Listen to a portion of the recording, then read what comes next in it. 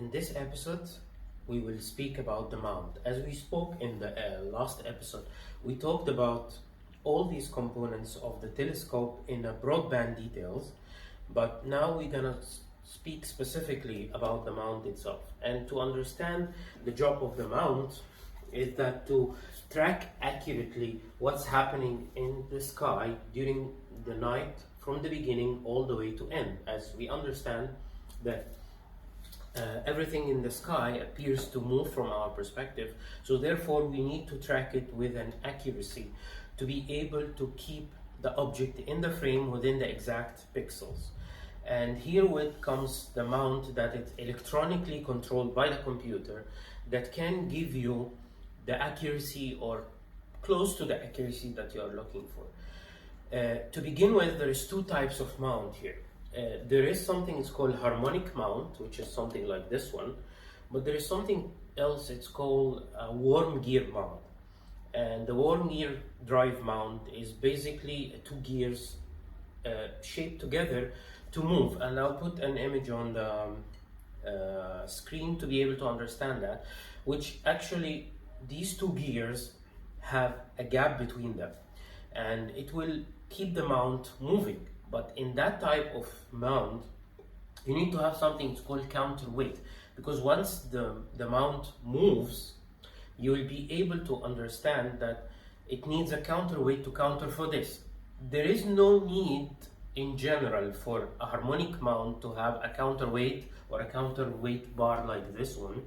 However, in the worm gear mount, it is a mandatory. And you will be able to understand that when it comes to how the mechanism of the worm gear mount works in a bit.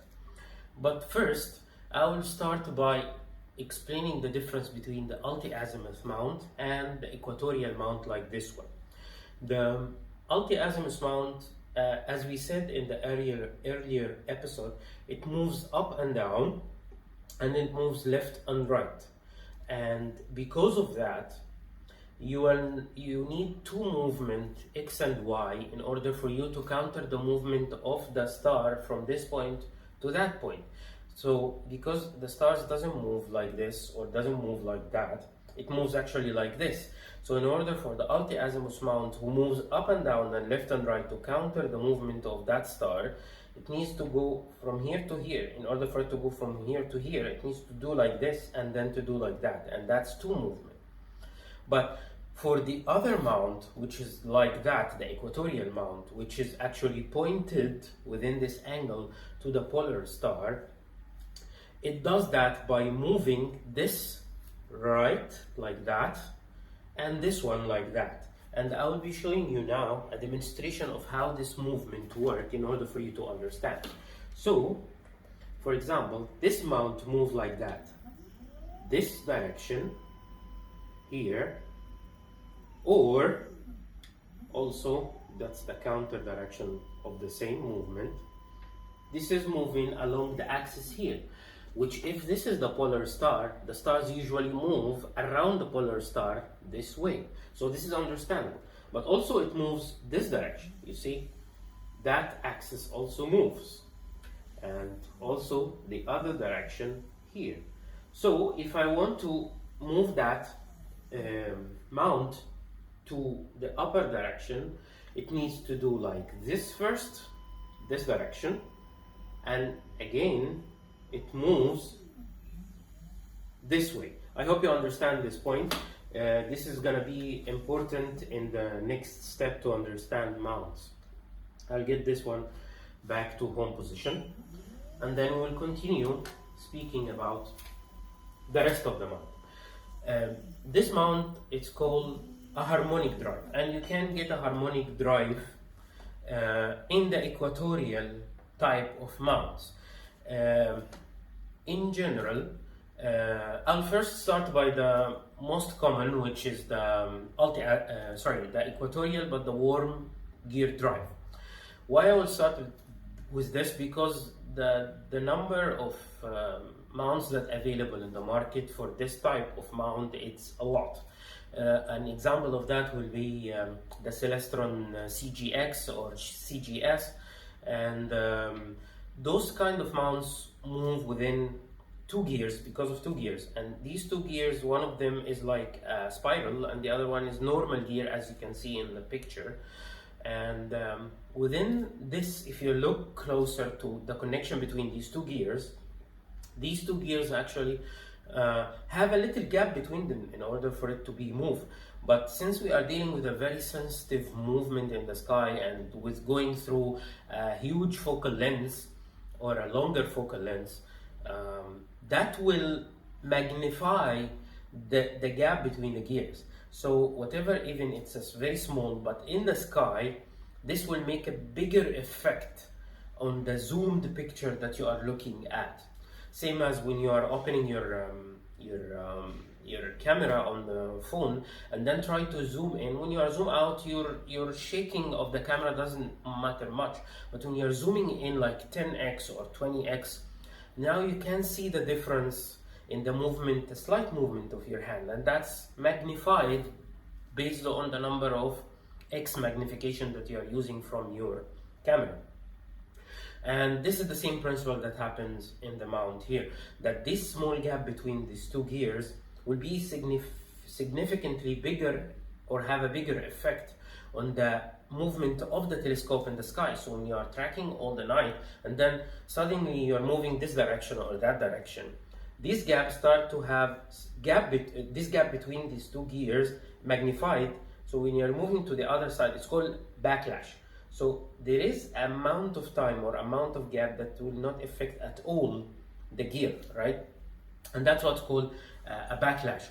The good thing about the harmonic mounts, like something like this one, for example, that doesn't have a backlash because it goes through something it's called a harmonic drive inside. I'm not gonna go into details about how mechanically this is assembled in order for the backlash to be zero, basically, but understand that a harmonic mount doesn't have a backlash and a worm gear drive have a backlash. So this is a drawback for the worm gear mount. Also, harmonic mounts tend to be much lighter rather than the worm gear mount, and also harmonic mount in general does not require a counterweight to counter for this, because it has already inside a brake system that can brake once you stop moving. So to put that in perspective, if your worm gear mount weighs a 10 kilogram and your telescope weighs another 10 kilogram, you need to add a counterweight of 10 kilogram for the telescope, so that makes your telescope and the mount weight at the double, right?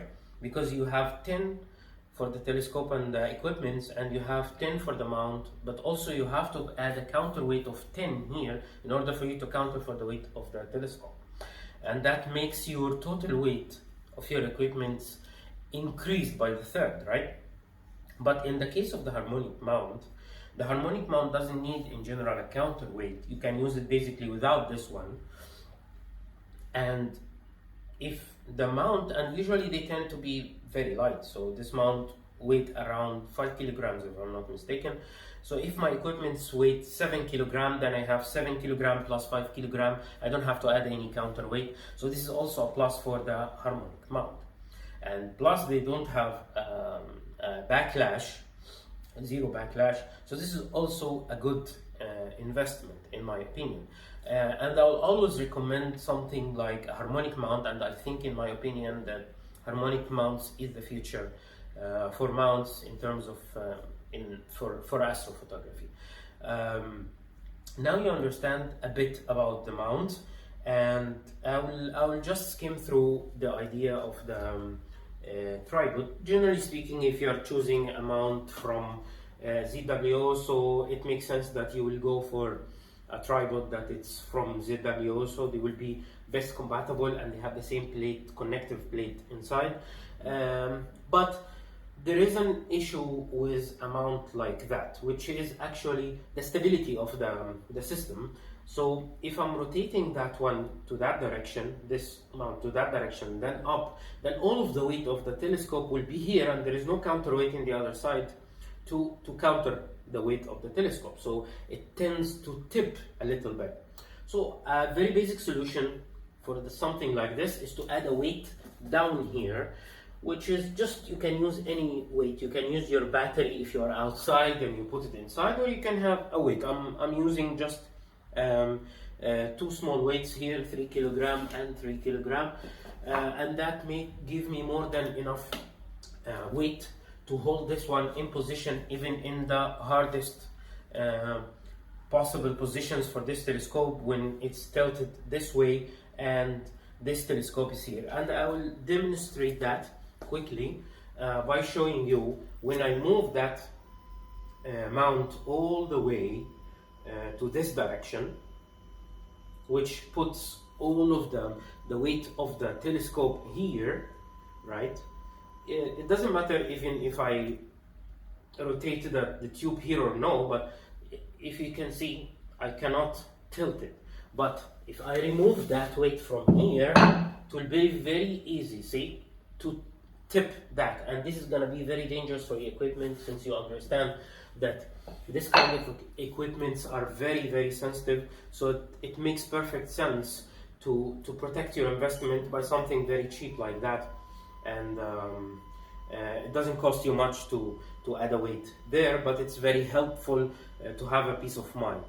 So I hope by now you understand the difference between the types of the mounts, which is either Alt-Azimuth, as we explained, or an equatorial.